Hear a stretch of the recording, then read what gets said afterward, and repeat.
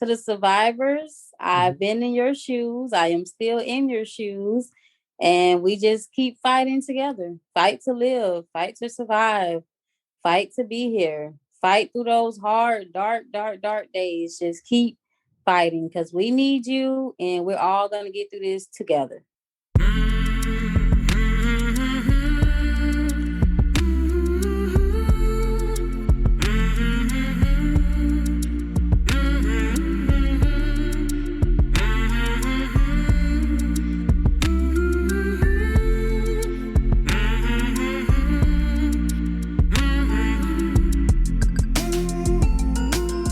Hey there, my name is Sean, and this is Suicide Noted. On this podcast, I talk with suicide attempt survivors so that we can hear their stories. Every year around the world, millions of people try to take their own lives, and we almost never talk about it. And when we do talk about it, many of us, including me, are not very good at it. So one of my ongoing goals with this podcast is to have more conversations and better conversations with attempt survivors. Now, we are talking about suicide, so this may not be a good fit for everyone. Please take that into account before you listen. I do hope you listen because there's a lot to learn. If you are a suicide attempt survivor and you'd like to talk, please reach out. hello@suicidenoted.com and on Facebook or Twitter @suicidenoted. This is episode number 65. It also marks our 1-year anniversary. So I am beyond grateful to all of the suicide attempt survivors and everybody who has listened to this podcast. If it was part of one podcast or every single one, thank you so much. I appreciate your support. I hope you keep listening. I hope it's helpful. And I hope you let people know about it if they need to hear it. And we all know there are many people who need to hear this or these kinds of things. So please let folks know. And we have got our first Patreon supporter, Tegan. Thank you so much for your generosity. It will go to the production of this podcast. There are some costs associated. I will put a link in the show notes if you would like to help us out as well. But either way, as always, we appreciate any support you can give. And if that's listening, that's more than enough. And if you've listened to this podcast long enough, you know that my main thing is helping folks feel a little less shitty and a little less alone. So thank you. Today I am talking with Lyshay. Lyshay lives in the Sunshine State of Florida, and she is a suicide attempt survivor.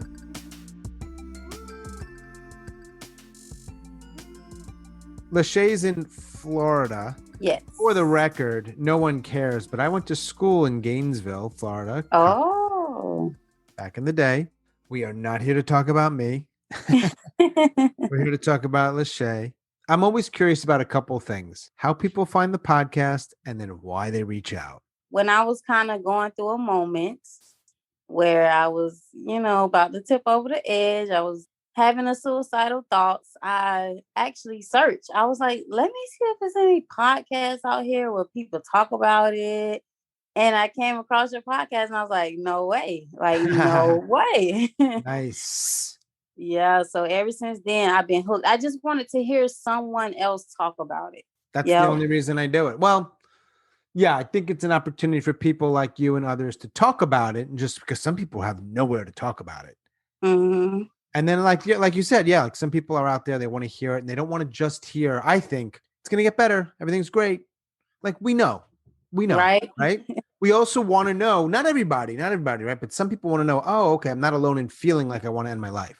Mm-hmm. Or I'm having really dark thoughts, or nobody understands me. Yeah. And then you hear it, you're going through some tough stuff. You hear the podcast. Now, most people would stop there, but Lyshay is different. She's like, nah, this guy, that's his email, or messenger or whatever. I'm going to reach out, right? Right. Correct. So what was that about? I mean, I'm so happy you did, but I'm curious. Well, when I heard you say others out there that want to share their story, reach out. And I was like, oh, that's me. I want to share my story. I was ready. As soon as I heard you say it, I was like, yes, I want to share my story. And you're also in presumably a minority of people in that you want to share it. No judgments against people who don't. It's completely their story, their life, but you do. Yep. Is there a reason why that you can identify? I'm so like, huh? Basically, to let others know they're not alone and feeling this way. And because I'm a survivor, so I can stand and choose with other survivors Yeah. because I've been there, still here. Still kicking. So, yep, still kicking. So, just for, ones out there listening can get a better understanding, at Mhm. least from my shoes. So, do you have, let's dive in. Do you have one? You get to define attempt however you Okay, want. Do you have one or more than one? three. Only one hospitalization, one time been hospitalized. All right. So, can we talk about the first one a little bit? So I was like around 12, 13. I don't remember what really pushed me over the edge, but I remember I went, got a knife out the kitchen, took a shower, and when I got out the shower, I cut my wrist. But once my wrist was cut, I was like freaking out, like, oh my God, my wrist is cut. Like, then I started screaming for my mom, and she came in the bathroom and it was blood everywhere, but she thought that I fell some kind of way and cut my wrist. Like, she didn't know that it was actually me who did it. So that time I didn't get hospitalized or anything because she didn't know. Like, she just thought, it was an accident. Did anybody know? No, I know it's tricky now, several years later, to go back and think about 12-year-old you. You said that you didn't really know why. Most people at 12 or any age, they don't do that. Do you have I any know. I'm not gonna push you here, but I'm wondering, like, was it just a freak out moment? I Something happening like with a boy or a girl or your mom or your dad or school? my best guess is I think I was upset about something, but I can't really remember, exactly what it was. Yeah. But I remember being like very upset, just feeling like, you know what, this is the end. Do you think that you had some sort of predisposition to think about ending your life? Because a lot of people wouldn't, particularly at that age, right? They At would that cry, age. they might run away, they might do something extreme, they might cut. It sounds like you wanted to kill yourself. So maybe predisposed? Any ideas? No, not sure. Mom finds out, but doesn't find out. Yeah, You got scars on your wrist, or you and didn't go deep enough? everything. Yep, I have scars on my wrist. Has anybody ever talked about them? No, no one actually never even asked me. I have a scar on both my wrists, but the other one, I don't know, something happened. Like, that wasn't a suicide attempt. Yeah. Actually, no one ever asked. Like, hey, what happened there? No one ever asked in any way. Yeah, No. I guess a lot of people would be hesitant, right? But I mean, I guess because no one knew about it, they like, well, there ain't no way, she could have did that because we would have known. So I'm thinking maybe yeah. they think it was just an accident. Sure. All right. So you're growing up. Are you in Florida? Yes. You're growing up in Florida. You have that one attempt. Life goes on. All through teenage years, very depressed, very Yeah. suicidal, but I didn't get any help. I didn't reach out. No one knew. So when you say suicidal, you mean like you're ideating, you're thinking about it. Yes, all the time. Let me ask you a question that I don't ask a lot of people is do you think any of it has to do with the African American community, which tends to be a little bit more hesitant with mental health support? Yes, definitely. Yeah. Definitely. Yeah, because once the second attempt, a lot of people in my family was just like, pull it together, you're fine, you got this. And it's Right. like, something is definitely like I need help, like something's going on. So yeah.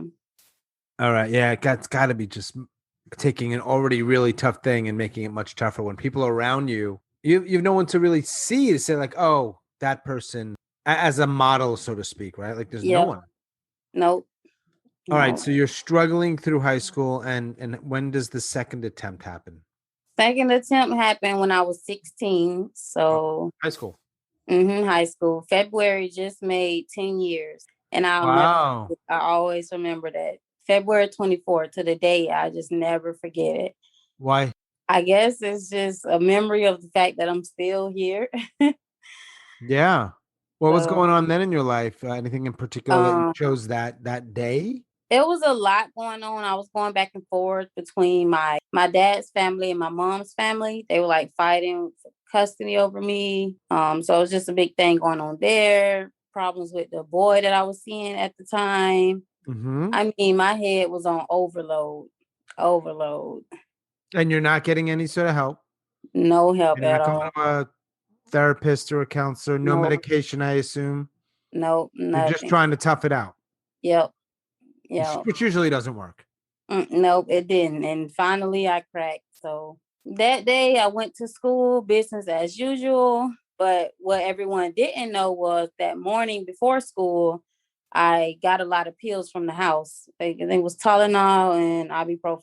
I had it in my book bag, but my aunt and my sister who lived with me at the time, they didn't know. So they just thought it was business as usual. So you're So, planning. You got to. That's not oh, impulsive. oh That's no, not that I you woke walking up. over a bridge and just saying I'm out. You planned it. Yep, I woke up that morning like, you know what? This is it. Today's Yeah. the mm-hmm. What'd you say it was February? 24th. So any idea what was different between the 24th and 23rd? Nope, I have no idea. Woke up And I was, ready, yep, pills in bag, off to yep. school. hmm And I didn't want to do it at home because I didn't want to like traumatize my sister or aunt because, they was to find me dead. Yeah. So I took them when I were in school. In school. In school, overdose in school. In That's how the 16-year-old mind worked. So are you in the bathroom? Yep, I was in the bathroom from what I can remember because I was in and out. And I went into the bathroom. I took a bunch. I don't even know how much. And next thing I know, I was out. Like when I woke up again, it was like a bunch of nurses and teachers calling my name, asking me what's wrong, am I okay, telling me the ambulance on the way. And I was in I wasn't even in the bathroom no more at that point. Like I still was conscious to know what I had done, but I kind of was like, what is going on? Like, hold on, I'm still here. This didn't work, all those pills. And then I started throwing up. So it Yeah. came right back up. And of course, when I got to the hospital, I, told them what I did. Cause at that point, I didn't know what was going on, but they didn't have to pump my stomach or anything because I threw them up. I threw them up. Did you go to another kind of hospital or just that hospital? Yes, for 3 days. 3 days. They sent me to a crisis center for kids. Okay. Is that what they typically do you know how Florida works? So that's what they do? Yes, that's what they do for 72 hours. So hard to kill yourself in those places. Yep, very. Anything in that happened in that hospital that you found to be helpful at all? No, not at all. Not at all. I wouldn't say it was horrible, but I would say it kind of made me feel like I didn't want to go back there again. A So, different kind of yeah. different kind of deterrent. Yeah, like, yeah, So no. then you're 16, right? This happens in school. Now you're in the hospital. For sure, someone in your family knows. Yes, everyone knows. Everyone knows that they take my cell phone, they take everything from me. I don't even have a hair tie. They take everything from As me. a punishment or as a No, way? no, no, the hospital. So I'm at Oh, the right. hospital. Yeah, so I was at the hospital waiting to be transported to the crisis center. But while I'm waiting, because the officer has to transport you. Well, I don't know if it's because I was a minor or what, but the officer had to transport me. Right. So while I'm waiting for an officer to come, all my family is coming in one by one. They're crying. I see how tore up they are. So then it makes me tear up because I realize like they, going to be devastated. Like they would have been devastated. And everyone is like, what in the world? Like, I didn't know you felt like this. Like, how could you feel like this? Like, life is great. And I'm just like, no, your life may be great, That's but not fantastic. mine. That's so interesting when people tell you how life is. Yes, When they don't yes. ask you, they just No. tell you. Mm-hmm. Yep. I don't know if this is a little bit of a weird question. Is your family, I mean, are they churchgoers? Some of them, yes. I So wonder it's how that, yeah. yeah, yeah. That influences how people see life and perhaps how you should live, I would think. Mm-hmm. Yeah. Go back to school at some point. Go back to school. You're not gonna believe this. I can't, I want to believe it. Go. They suspended me for 2 weeks. 2 weeks for something about bringing the pills on campus, but it was over the counter pills. Suspended me for 2 weeks. This is how we deal often with these when people do this. We try to punish them more and more and more and Yep. more. And Yep. what you probably needed, no, I don't know how you were as a 16-year-old. If I had to guess, what you probably needed was just a whole lot of love. Yes. Yeah. And And counseling and therapy. Like a 100%. I would have took that, fast. Have someone to talk to, people to talk Mhm. to, and you get things taken away, suspended. So when you go back to No, no, school, no, no. Just to correct, my family didn't take my phone. I was meeting the no, hospital. Oh I yeah, get yeah. it. But Okay. that to me is still a kind of punishment. Oh, yeah, it My is. It just my is. thoughts. There's no need to do Mm-hmm. it. Yeah, no, it's not. It's There's not. just no need to do it. Yep. Uh, I'm not suggesting that. Yeah, it doesn't matter. There's ways they can control it without just taking everything from Mm-hmm. you. It's Yep. rather inhumane. When you go back to school, though, do the kids know? No, the kids didn't know what happened. So I would tell them like, oh, I just was real sick. Like none of my classmates or people at school knew what happened. I just told them that I was real sick and, that's what happened. I'm going to take a guess here. You'll tell me if I'm wrong, of course. Your family, who I'm sure are awesome people, so I don't mean to shed them in any Yep. negative light at all, never talked about it. No. Never brought it up. No, no, no, Right. no, If we don't no. talk about it, it kind of didn't happen. Yep. Yep. Even though it was a big thing that happened. So you go to a 3-day intensive Oh, thing there. I actually skipped the part. Let me go Mhm. back and add. Before I made my attempt, I actually text close family members and I was like, hey, I love you. Nothing is wrong. Just want to let you know I love you. When it happened, their census was already up because I had just sent out that text. But I was in school, so they was like, okay, she's fine. Maybe she is just saying, she love us. So that was another thing. All right. So my question, and if you've heard the podcast, you're probably hearing the same questions I ask other people. When you're 16, but it really could be any age, and someone does something like this and they go into a hospital, they come out, whatever happens, unless it gets treated, you're almost guaranteeing it's going to happen again. Mm-hmm. Mm-hmm. Now, I assume and I hope people in your life are doing the best they could. Mm-hmm. I get that.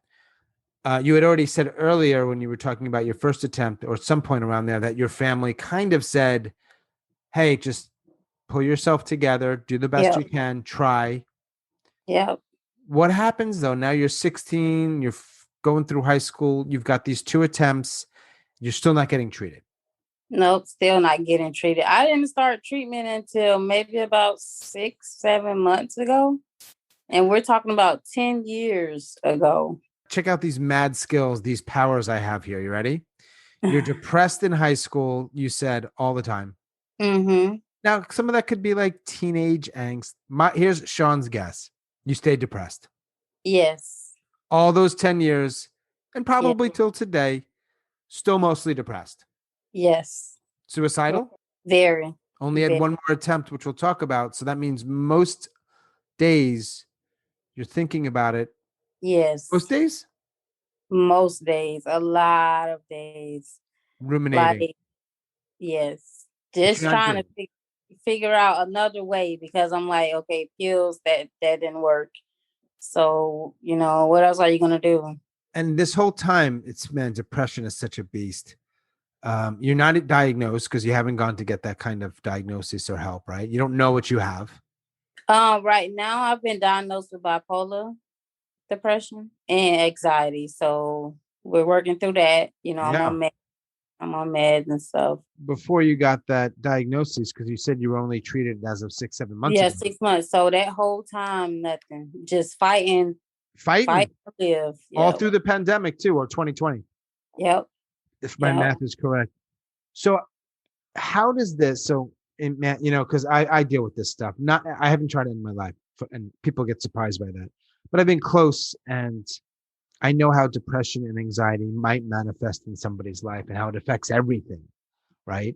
So when you're in your teenage years and into your 20s, how does that affect? I'm curious, sort of like work, relationships, whatever else. I mean, Terrible effect on work. I mean, I would work in a year. Could honestly work 10 to 12 different jobs in a year what kind of because I jobs? can't work long at all. I cannot work long. You get fired or you quit? Quit, quit, quit. I can have bills and I still quit. Like it's like nothing matters. I'm quitting today. Like they push me over the edge. That's it. What kind of jobs would you usually get? Like customer service and warehouse, both. Yeah. But I Well, don't work for long. I mean, I'll go 3, 4 months without working just because my mental is so heavy that I can't work, can't do it. yeah. And it affects sleep. And I mean, Yeah. do Oh you, yeah. how many close friends, you don't, this might be too sensitive, but how many close friends do you have? Friends too. Two. Do they Too. know about this struggle, including the suicide attempts? Yes. And we got this thing where when they don't hear from me, they check in. They're like, if it could be 2 days is the max. If they don't hear from me in 2 days, Good. yeah, they texting, hey, what's up? And sometimes that's all I need. Like, and it happened the other day. My friend texted me and she was like, hey sis, you okay? And I'm like, it was one of my dark days where I couldn't text anyone. Like, I'm not going to my phone texting anybody first. Like, I just want somebody to text me and see how I'm doing. And Mm-hmm. she did. And I was like, oh, thank you for that. Cause I'm going through it right now. How else does it show up in your life? The depression, the bipolar, you said, and the anxiety day to day. And you said you're going through it. Are you sleeping all day? Yes, majority of the time, sleeping all day, either not eating or overeating. Anxious, feeling like something's bad gonna happen, just kind of waiting pretty much for something bad to happen. Do you live alone? No, right now I live with my sister and I have 2 kids. So you got a few people around. Yeah. When was the third attempt? We didn't talk about that one. So third attempt was this one I consider an attempt because I was waiting to die, but I never died. So back on New Year's, everybody hang out, get together, drink and stuff. So I don't know what was in my drink or in something that I was smoking, but it gave me a bad reaction Mm-hmm. to where I was in and out of consciousness. I was sweating real bad, but my body was cold, like to the touch, but I was pouring sweat. Wow. My heart was racing. Mm. It was bad. Like they rushed me to the hospital. But the whole time I was just waiting to die. Like they were like, try to breathe, this and that. And I was not trying to breathe. I was kind of hoping that I would just die. Like it was an accident that everything got mixed up, like everything Yeah. I was Right. fixing. Right. But once I realized I was in and out of consciousness, I was just trying to die. Like I was not trying to live at all. Take me away. I'm done. Yeah. But you weren't done. You lived, obviously. Yep. Live. No surprise there. Yeah. Uh, when you puked up the pills back in the day, or when you lived through this, I don't know if you remember, are you feeling like, thank God I'm alive, or like, God damn it, No. I'm alive? Yeah. It's like, yeah, second one. Definitely. You don't want to be, do you want to be alive now? Not really. If my math is correct here, it was after the third attempt around New Year's that you got treatment. Yeah, since like October of last year when I started my treatment.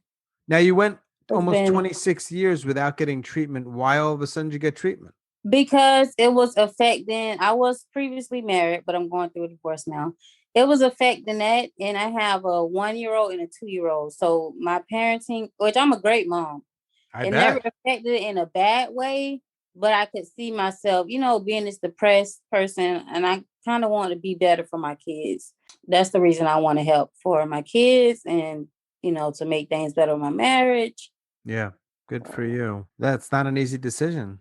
No, Now, so they diagnosed you, you were meeting with them once a week? twice a week. I mean, I'm Twice. sorry, twice a month, twice a month. That's not very often. No, lately it's moved to once a month. Yeah. Do you have insurance? Yeah, so because I got free state insurance, now I've moved to once a month therapy, which is not enough at all. People, man, it should be once a day.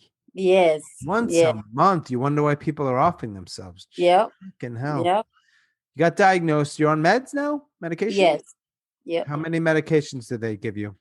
Right now I'm on 2 different meds. You feel like it's helping? Some days, a few days ago, my meds just went up on the milligrams. So I'm waiting to see if it makes a difference. Yeah.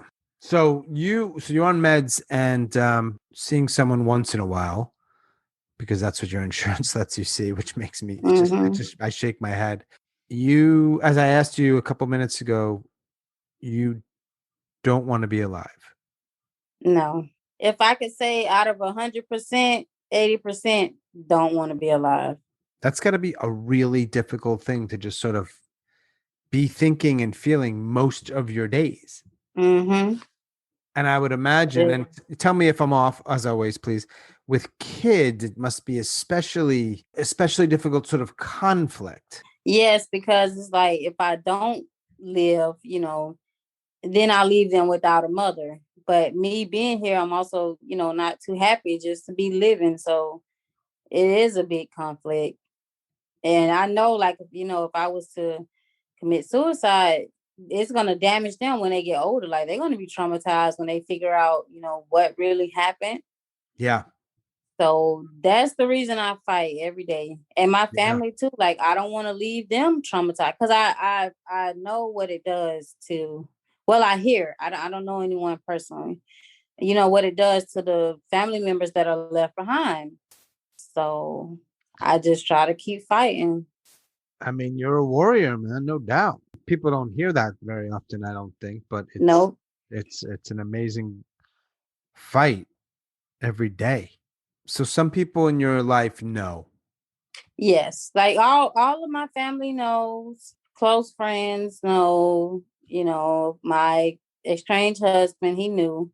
How many people do you have in your life, not that know, but that you can really talk to, who can listen, who can engage with you, who, when you're done speaking with them, you feel either better or certainly not worse? 4, definitely 4. 4 people. All right. So there's some people. Mm-hmm. Hmm. And another thing that I did, I made a pact with 2 people in my family that when I'm in this, not when I'm having suicidal thoughts, but when I'm getting ready to act on it, I'll call them. So yeah, to help me stay on the good Yeah. side. Have you ever had to do that? Yes, within the last month, it's been like twice I've had to call. Yeah. Just in the Hmm. last month. Yeah, just in the last month. Yep. It's also when you started to look for this podcast or a podcast. Yes. Yep. So is this month particularly difficult? Actually, no. No. I don't even know what it is about this month, but Does anything that you can identify help? You feel even a little better or more than a little better? writing for sure. Like if I write my goals down and I'll study those, it helps. And looking at pictures of my family and my kids, Mm-hmm. those are the most 2 things. Like on my wall right now, if I can flip the camera, I got pictures of my kids and me and my family to just help me get through. And it does. It does Yeah. help. Yeah. Sometimes that's what you got to do, right? Just get through that little awful stretch. Yeah. Maybe. I don't know. Hmm. When you think about your depression and anxiety and your struggle, your attempts, all of that stuff, are there any myths that you want to let the world know? When I say the world, I mean people listening to this podcast. Nah, man, you got it wrong.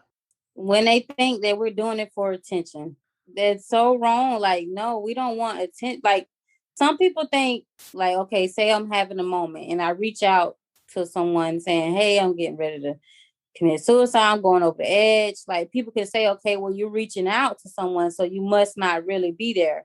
No, I'm reaching out for someone to save me because I can't save myself. So that's something that people need to understand. We're not doing this for attention. We're reaching out for help because we need someone to save us. Mm, Because a lot of us, sometimes we want to die, but it's just because it's painful living, if that makes sense. Like if life was not painful to live, then I want to live. sure. Yeah. And when I think about or sometimes ask people like a message you have for people listening, whether they're attempt survivors or they're thinking about it, or somebody in somebody's life who's in a more of a position of support. It sounds like from what you're saying, one thing you would want people to know is what you just said. They're not asking for attention, so try to help Mhm. them because they need help. Yep. To the survivors, I've Mhm. been in your shoes. I am still in your shoes. And we just keep fighting together. Fight to live, fight to survive, fight to be here, fight through those hard, dark, dark, dark days. Just keep fighting because we need you and we're all going to get through this together. That said, Lyshay, what is the likelihood that you make it to your 30th birthday? If I could put it between 0 and 100, I'll say about 60. So a little bit more than half. Half, yeah. All right. So that's a pretty big chunk of you might not make it. Yeah, definitely. But it does seem like you're trying to do some stuff to, if nothing else, like you said, feel a little better, be there for your kids. Yes. But I think it's important that people know that's not always enough. Like in other words, people try and there's no guarantees here. Yep. I'm not And saying anything you actually, don't already know. Yeah. yeah, and someone in my family asked me, like, promise me you'll never do this again. And I say, I can never promise that. Yep, I'll be lying. Yeah, Yep. most people I talk to, it doesn't always come up, but they say it's probably something that I'll live with for the rest of my life. They don't know, they're not in the future, but Mm-hmm. I've dealt with this for a long time. It's probably going to be there. I'm going to do my best to be okay. Yep. What the hell else can you ask for? Yep. What else can we do? Right? Other than stay in the air conditioning in Florida. That's for sure. We gotta do that. You got air conditioning. Yo, have to have it. Are you planning one thing for you or your kids or whomever this summer, because we're entering summer, right? That you're looking forward to? Yes, we're gonna take my kids to Legoland because I've been, but they haven't been. So I'll take them to Legoland within the next few weeks. Awesome, Lyshay. Anything else that you feel like you want to share that I didn't ask about? No, I think we got it all covered. But I do want to thank you for having this opportunity for me and for others. You're doing a great thing. Keep it up. And I'm going to continue to listen. Like I be waiting for a new All episode. right. I'm pumping them out as fast as I can. And I do, it's one of those things where you kind of wish you didn't have anyone to talk to because people weren't trying to end their lives, but we know they're going to be a Mm-hmm. lot. In fact, I think the latest numbers I saw, it continues to rise. So it's a problem. So, hey, we just do the little things we can do to help out a bit. But I appreciate you joining me, and I'll keep trying. Thank you. All right, let's stay well. Take care.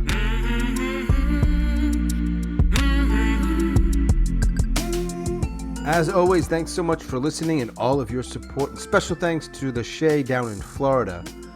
If you are a suicide attempt survivor and you'd like to share your story, I'd love to talk.